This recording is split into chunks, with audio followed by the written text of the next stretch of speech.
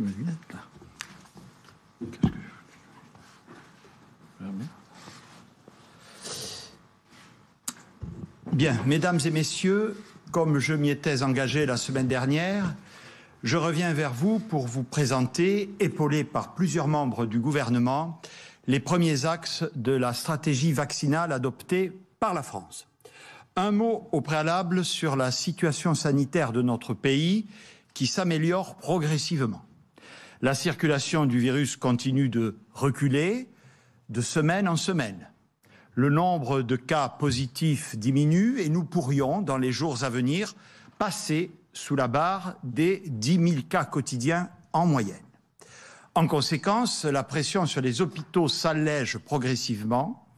Nous comptions hier soir 3 488 personnes hospitalisées en réanimation et je veux inlassablement redire ma vive reconnaissance à nos professionnels de santé.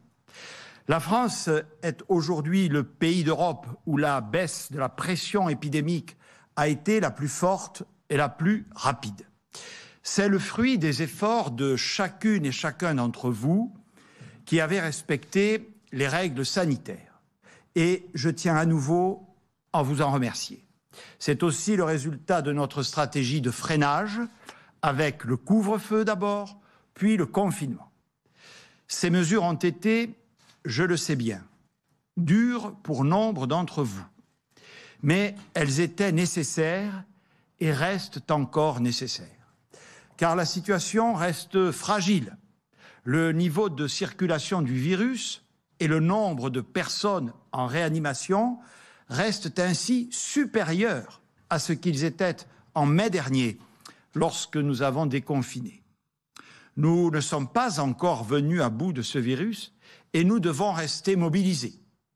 Dès demain, les lieux de culte, à la suite de la décision du Conseil d'État et des discussions fructueuses que le ministre de l'Intérieur et moi-même avons conduites avec leurs représentants, pourront accueillir les fidèles avec une règle d'un siège sur 3 et d'une rangée sur 2, et ce, le temps du confinement.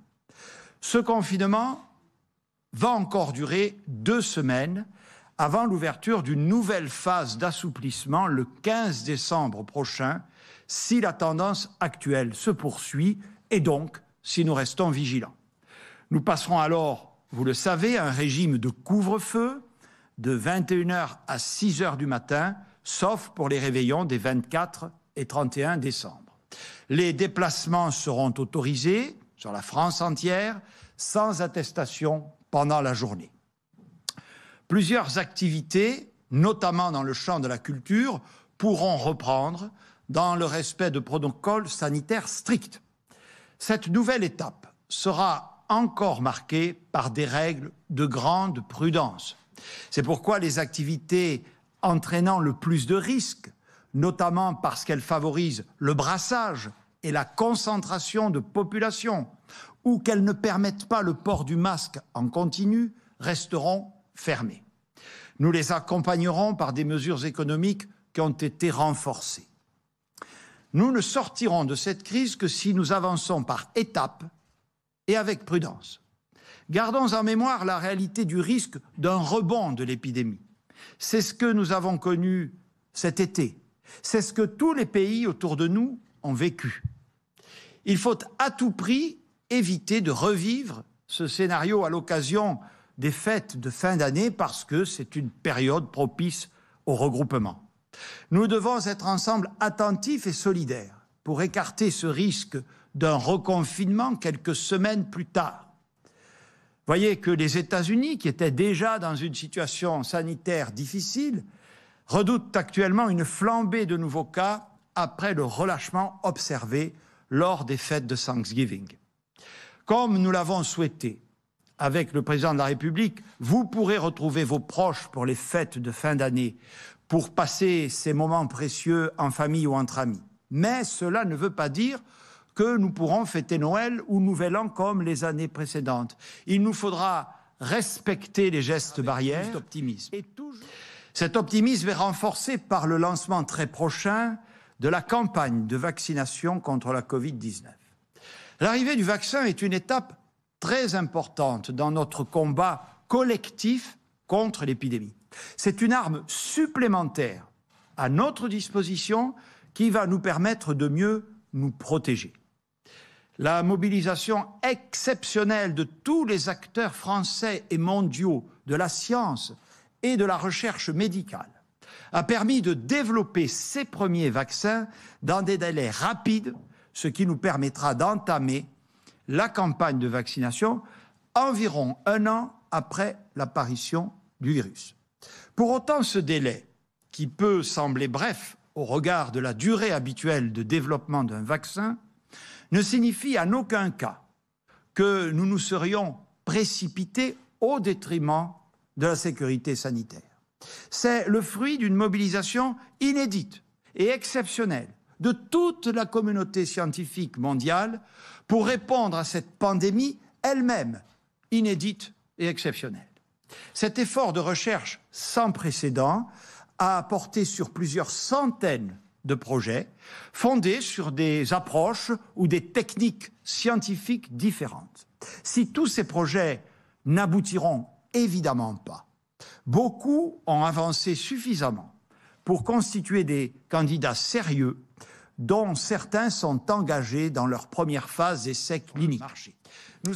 Dans les tout prochains jours et en toute hypothèse avant le 29 décembre prochain, l'Agence européenne du médicament se prononcera sur l'autorisation de mise sur le marché des 2 premiers vaccins les plus avancés, le vaccin Pfizer-BioNTech et le vaccin Moderna.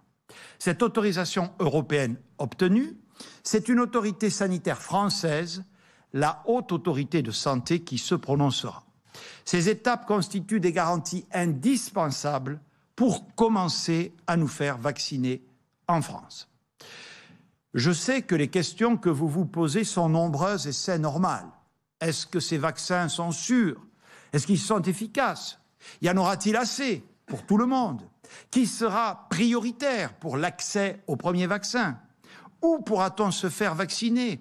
Et par qui? Et certainement bien d'autres questions encore.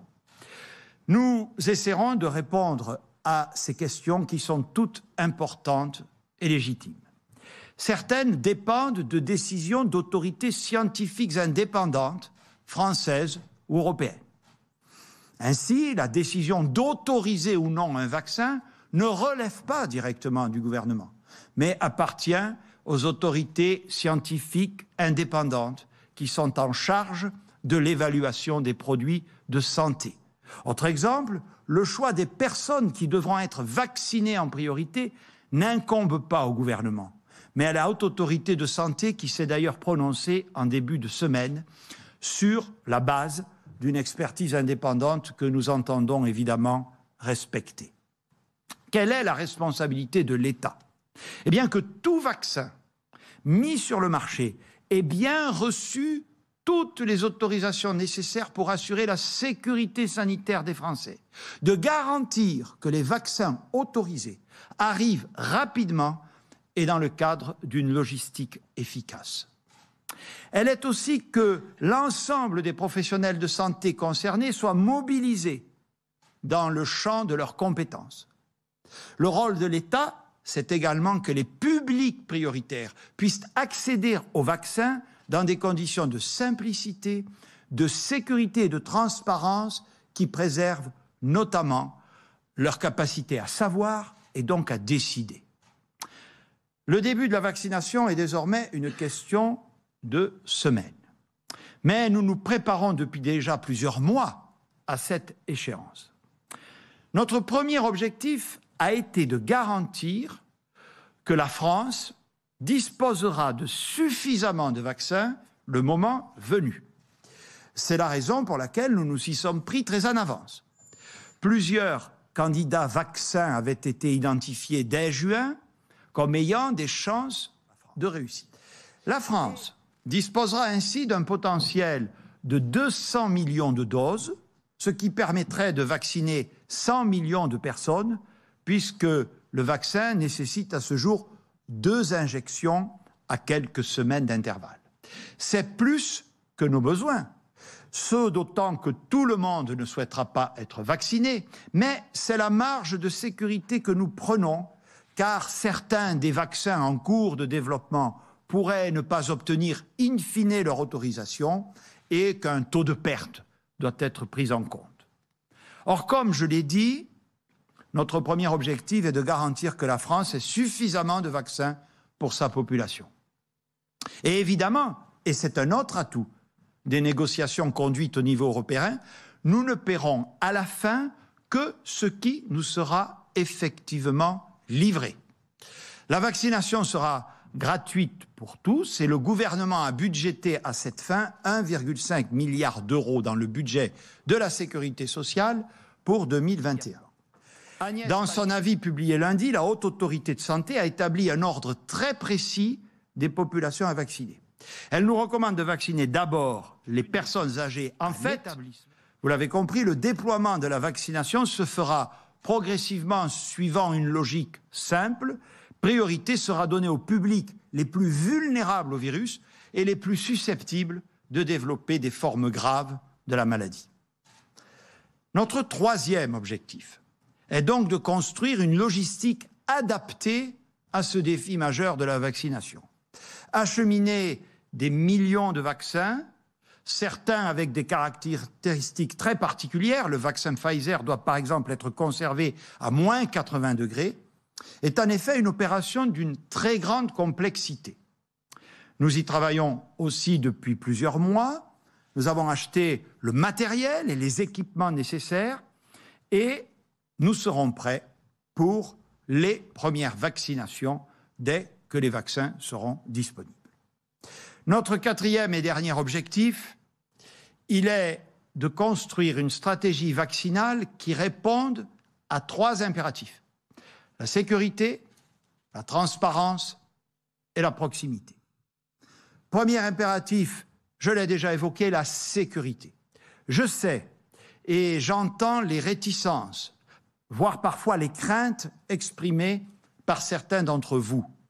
Je veux rappeler que si un vaccin est autorisé, c'est au terme d'une procédure rigoureuse d'essais et d'évaluation conduite par des autorités sanitaires indépendantes.